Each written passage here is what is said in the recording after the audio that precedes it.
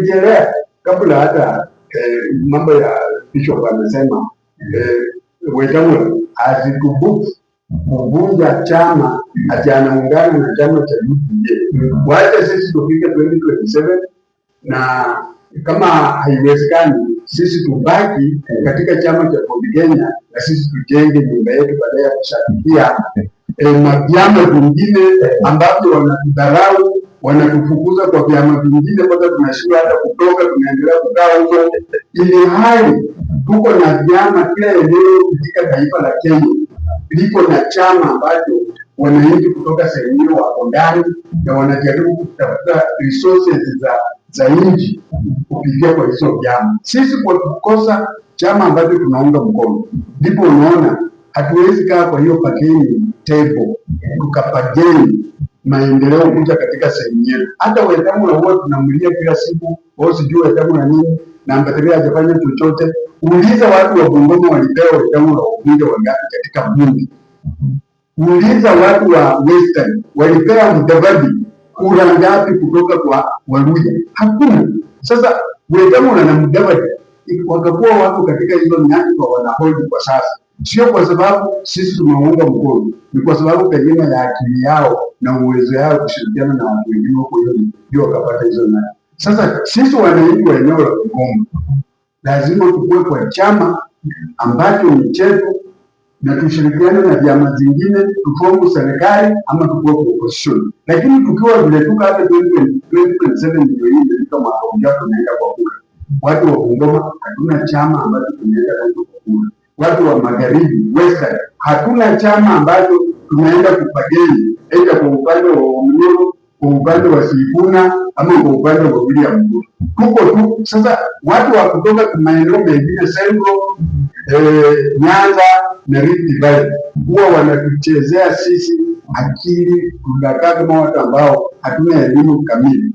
Tunadhalalisha ndio yetu, tunadhalalisha viongozi wetu kwa niaba yao ili wao waafiki maendeleo katika region zao na watu wao wakuwe katika serikali, ni sisi tukiendelea kulia na kulalamika. Kidogo tunasikiza Bishop alafu tukuje kwa ufupi tafadhali.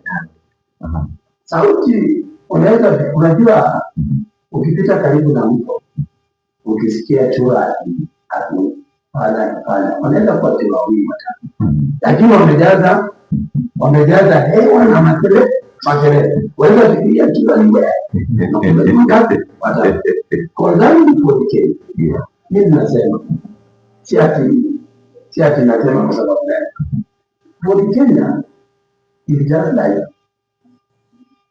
coffee ambayo ukijunajuna matunda yake kama imeisha na branch ikikauka una prune, haumoi, unafanya nini? Una prune, you cut the branches which are not producing, unatoa and you allow it to shoot again.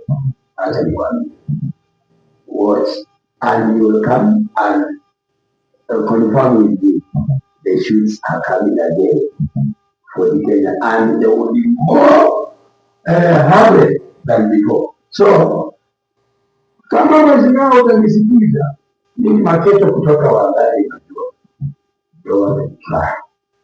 kwa sababu ukienda kwa nyumba ya wenyewe ni kama huko Uganda kuna tribe nyingine wakikukaribisha ukalie kiti wamechimba chini wamechimba chini ukalie kiti kwa nyumba yao ndio wanakaribisha vizuri kukaa na wanaingia ndani na wanakumwagia maji wanaitwa basi wanakumwagia maji na wanafanyika kitoweo.